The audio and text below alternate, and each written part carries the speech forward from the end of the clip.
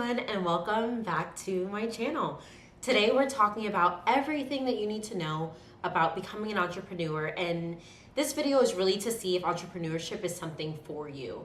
So I'm gonna go through everything you need to know. This is personally my experience and what I found are the highs and lows of being an entrepreneur.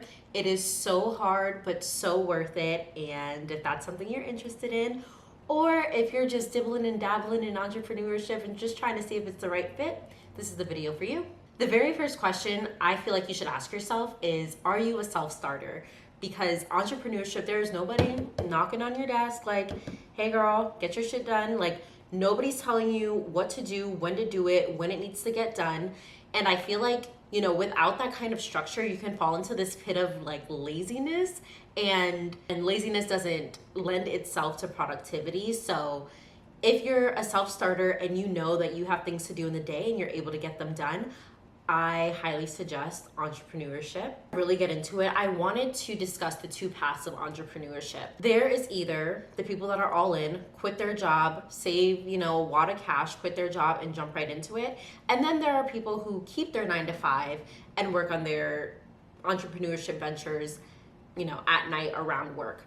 I think both are great and both have pros and cons, but in this economy and financially, I personally quit my 9-to-5 to be a entrepreneur, and I wholeheartedly feel like the stress of not having an income in the beginning is so much harder than trying to juggle both a 9-to-5 and your entrepreneurship journey. So if I had any advice, I would say to keep your 9-to-5 until your business is making enough to sustain you, you know, consistently. So that's just my little rant, because I feel like I made the mistake and now I'm kind of, you know, dealing with the consequences. So do that. Another thing is you will constantly doubt yourself. What is it called?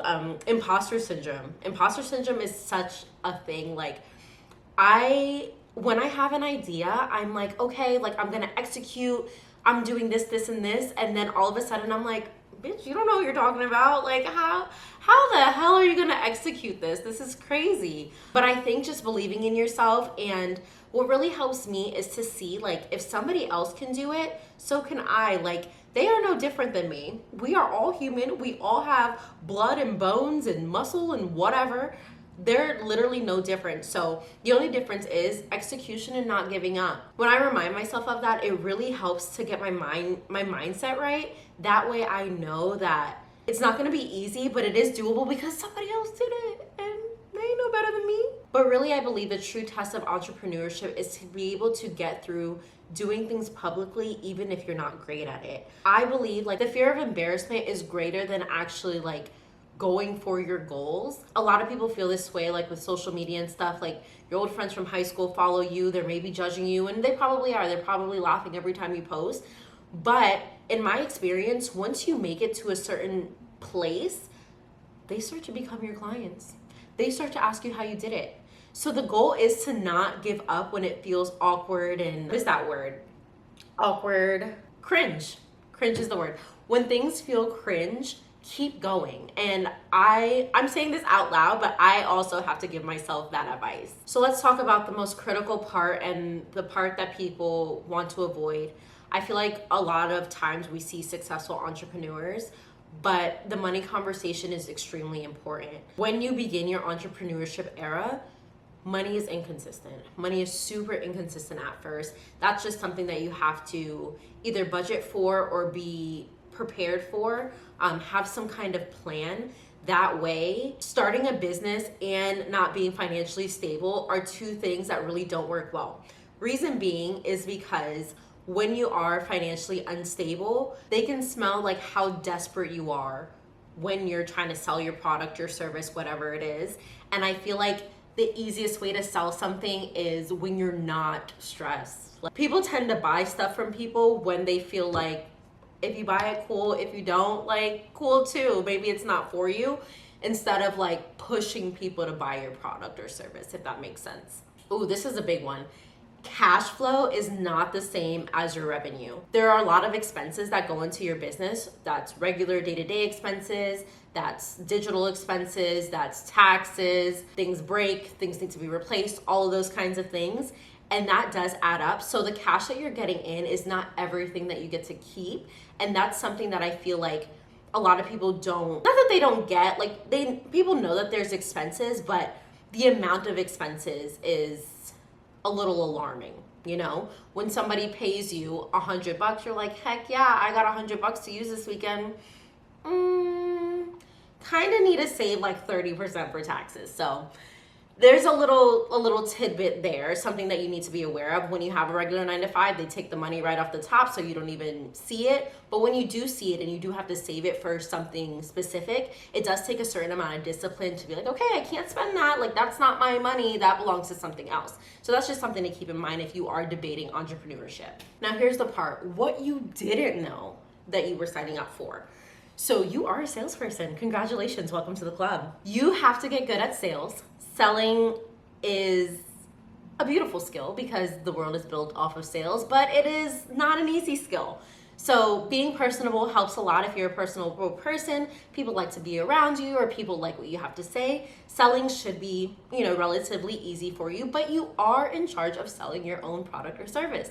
So you do have to get into marketing, storytelling. You have to put on all these different hats. Whereas in a regular 9-to-5, you have one job and one job only, and that's get the job done.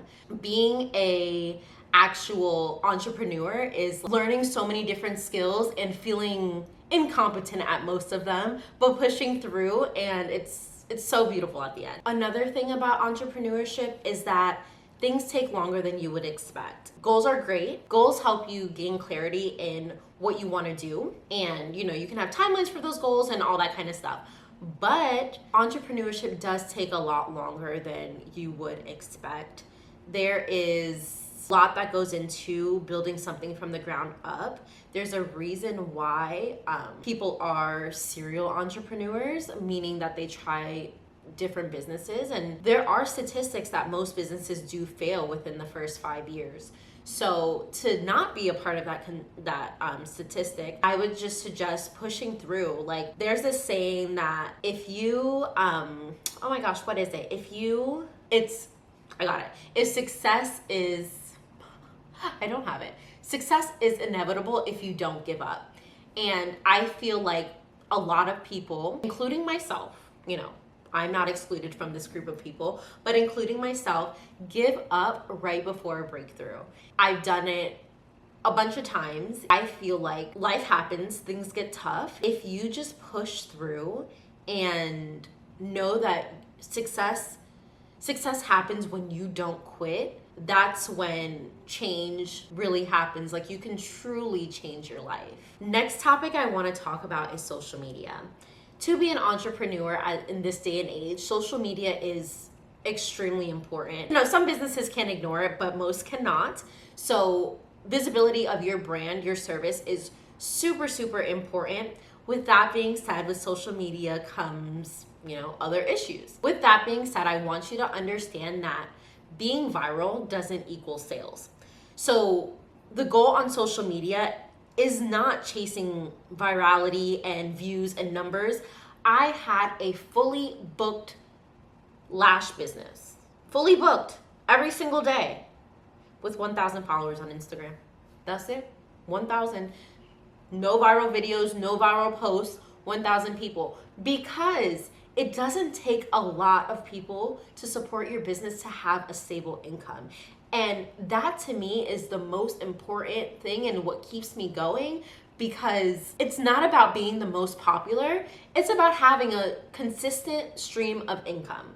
And that's what social media can do for you. Now, another thing about entrepreneurship before jumping into it, I feel like it's extremely important to know that you're trading a 9-to-5 for a 24/7. And I know a lot of people joke about this, but it is true. Your business life does bleed into your regular life. It's extremely important to have set boundaries on when you're working and when you're not. But because everything is solely based on you and your success and, your output, lines bleed. And if that's something you're okay with, entrepreneurship is definitely, or can very well be, a path for you. Now here's the final truth. What actually separates successful business owners from those who are not? 1, they finish what they started. 2, they adapt rather than complain. 3, when they don't understand something, they ask for help or research how they can be better at that specific part of their business. And 4, their progress is measured in months and years, not days.